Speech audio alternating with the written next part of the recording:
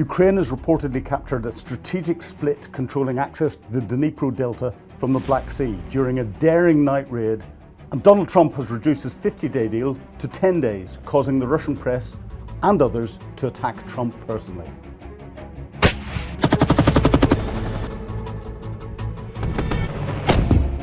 Kharkiv again. Hello, you're watching Frontline. I'm Philip Ingram. I'm covering for Jerome Starkey, who's still on holiday, a very well-deserved break. But I'm a former senior British military intelligence officer and a NATO planner, and I'm going to give you this week's headlines and insights. Ukraine captures a strategic island in the Black Sea after eliminating the entire Russian garrison during a daring nighttime raid. And this is according to Ukraine's intelligence services, the GUR. Now, the Special Forces assault on Tenrivska Split destroyed sophisticated Russian electronic warfare equipment, including a Zont jamming complex, a Rosa radar station, and they didn't suffer a single Ukrainian casualty. Tenrivka Split is in contested waters where both sides have been trading blows for months, but it controls access into the vital Dnipro Delta, which flows the whole way up through much of the disputed territories that are being fought over. The island is 65 kilometres. It has served as a key surveillance and jamming hub for Russian forces and focused out into the Black Sea. The Ukrainian flag now flies over the island. Russian attacks on Ukrainian cities continue, and the Ukrainian Air Force have given multiple reports on Russian air activity over the cities in the early hours of the morning, according to their official Telegram channels. That activity includes drones, cruise missiles and ballistic missiles attacking Ukrainian infrastructure, but also attacking Ukrainian civilian targets.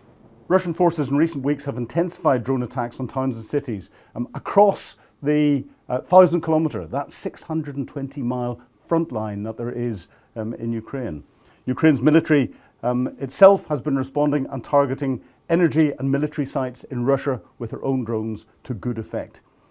The concerted Russian attacks, which have destroyed towns and cities, is devastating Ukraine's energy infrastructure. This is part of targeting Ukraine's resolve before the heavy winter gets in to try and bring suffering to the Ukrainian people.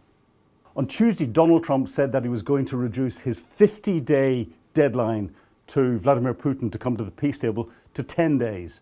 Now, that resulted in attacks in the Russian newspapers on Donald Trump, saying they don't respond to these sorts of threats. But in particular, there was a threat from the deputy chairman of the Russian Security Council, Dmitry Medvedev, who was a former Russian prime minister for Putin and was president for a period of time while Putin stepped into the prime ministerial chair. And Medvedev said, each new ultimatum is a threat and a step towards war, after personally attacking Donald Trump. Donald Trump's response on Truth Social was quite simple. Medvedev is entering very dangerous territory. We haven't heard the end of this. So further clarity seems to be coming out as to why Vladimir Putin potentially cancelled his Navy Day parades and celebrations, which happen every year. Putin reveals that he has got real assassination fears, as we've seen pictures of his security team carrying drone interceptors as Vladimir Putin goes on walkabout. This shows that the Ukrainian attacks against Russian generals and senior leaders in Moscow and elsewhere are having a real psychological effect on Putin and his inner circle. So a Russian military drone has been spotted over the NATO state of Lithuania, and that resulted in Western warplanes being scrambled. Now, this could be interpreted as Russia deliberately targeting Lithuania, but the reality is the Russian drones are fairly unsophisticated, they've got a very long range, they're not as reliable as they could be, and they will have been fried by not just Ukrainian electronic warfare, but potentially crossing the border, NATO electronic warfare. So the guidance system won't have recognised the border. Whenever you get these sorts of weapon systems flying around, the countries that are bordering on the war zone have to recognise that some of these things will cross the borders. We've seen this more than once. I think Lithuania is safe. It's not the Russians trying to attack them at the moment. Another interesting thing that's happened this week is there's been a massive cyber attack against the Russian airline Aeroflot, which caused huge disruption, many flights to be cancelled, and apparently all of their data to be stolen. This was a Belarus-linked cyber team, but that is pro-Ukrainian. It shows that the grey zone of warfare is having and effect and is being played out. Why have they done it? So that more of the Russian people know that there's a war going on and feel the consequences. That's a psychological attack. And therefore, given the control that the Russian state has over anything to do with the media, this sort of thing that disrupts people's lives is very effective at bringing the reality of the conflict home. So we're starting to get reports that some Ukrainian units are now being re-equipped with an AR-15 variant of an assault rifle. This uses a NATO standard piece of ammunition, which means that they have got access to huge quantities of small arms ammunition that NATO countries have. It's moving away from the Kalashnikov-based assault rifles that the Ukrainians are using at the moment. Of course, the Russians use them as well. So whenever the Ukrainians capture Russian territory and capture Russian ammunition, they can use them. But there's greater stocks of Western and NATO ammunition that will fit these AR-15 weapons. It's only 1 or 2 units at the moment. We'll watch and see if this gets rolled out across the Ukrainian army.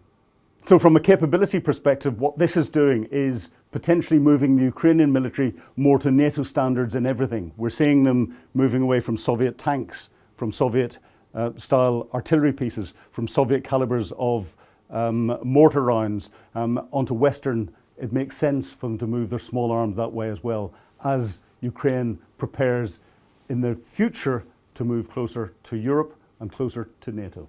So thank you for your questions this week. I'm going to go through them from a military perspective, unlike Jerome.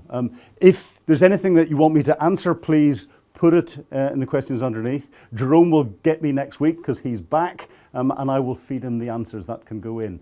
But otherwise, there's some really good questions this week. The first one is, why hasn't Russia been expelled from the United Nations for their part of war crimes? That is a very, very valid question.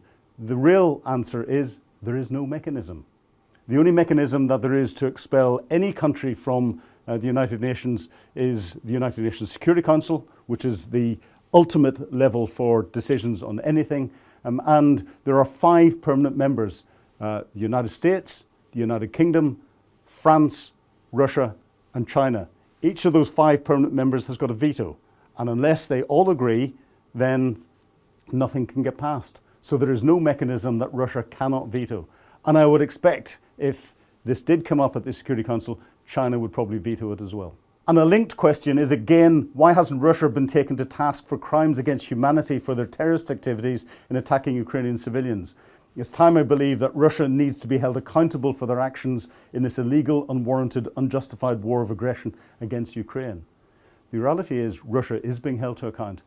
Charges have been brought by Den Haag, in Den Haag, by The Hague, the International War Crimes Tribunal. Vladimir Putin is subject to those charges personally, which is why he is very careful over where he travels overseas. The big difficulty is being able to get the individuals who are subject to the charges into a place where they can be arrested and brought in front of the International Criminal Tribunal. That is something that is going to be extremely difficult. Of course, if the war finishes, Russia is going to have to change its constitution, because constitutionally it doesn't allow the extradition of any Russian citizen to any court in any other country, and that includes the International Criminal Court. So our next one is an interesting one, and I've got a smile on my face and you will notice it. First, if you're going to hit the Kerch Bridge, where would you do it and want to hit it for maximum effect? Now that is something that I would have to sit down with my bridge engineers if I was planning this to look at that from a targeting perspective.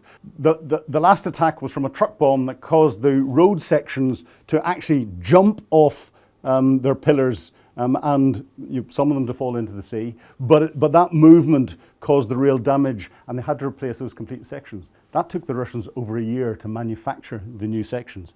If you wanted to cause maximum damage, you hit the pillars. If you can cause the pillars to collapse, that's going to be multiple sections of road and rail bridge. The critical one here is the railway side, because there are 2 elements to this bridge. It's the railway that is used to move most logistics across into Crimea. The second part of this question, and I'm not sure whether it's from the same person, but if you had any available munition, which would you choose, how many, and in what order? I'm afraid with that one, and with what I've got in here, that's classified. And our final question today is a big one. I could talk about this for hours, but if Russia's military operation in Ukraine were to fail and Vladimir Putin were to step down, or be pushed away. How would this dramatically alter the global landscape, and what would the multifaceted consequences be for both Western nations and Russia's allies such as North Korea, China, and particularly concerning the collapse of the Russian economy? This is a really, really big question. Russia is a federation of different states. It is not a homogenous country. It relies on a very strong Moscow to hold that federation together. If Putin goes, there is no natural successor to step in. So there will be infighting in the Kremlin. If that infighting goes on for any length of time, then those federation states are going to become more and more nervous, and some of them are nervous about being part of the federation anyway, and that will start the fabric of the federation to start to vibrate, and it could begin to crumble. If the Russian Federation collapses, that will make the collapse of the former Yugoslavia seem like a Sunday school picnic. What is then likely to happen with China? China's invested heavily in Russia. It'll want to protect that investment, whether it be natural resource sites, whether it be territory. And of course, you look at the Vladivostok region. Vladivostok, historically, hundreds of years ago, was part of China. China would like to get access to that port back again. So we may see them swinging in to move in and take a chunk of Russia as we know it today. And some of the other countries, some of the stands might try and do the same. But again, if that happened, Japan has had one of its Kuril Islands, the islands to the north of Japan, occupied by Russia since 1945, since the end of the Second World War. Japan has obliquely stated it wants it back. So if Russia collapses, Japan is likely to take that back. We're now seeing a Southeast Asian pivot. If that happens, whenever there's going to be confusion and the international community is going to be worried about the collapse of Russia, Xi Jinping may say, here's the time to go and take Taiwan. Even if he doesn't do that, Kim Jong-un might say, here's the time while everyone is focused to reunify the Korean peninsula. He then fires a nuclear weapon at Seoul as his opening salvo. If that happens, Xi Jinping will go for Taiwan. We've got a whole new ball game of World War III starting in Southeast Asia. It's really difficult. If Putin wins, there are real problems. If Putin loses and goes, there are real problems. We're on the horns of a dilemma. Okay, thank you for watching. That's the end of my 2 weeks of standing in for Jerome. You'll have him back next week. But if you've got any questions, please put them in below. And of course, watch our channels for more news coming out next week. There may be a new show that'll give you different insights. I'm Philip Ingram. Thank you. Goodbye.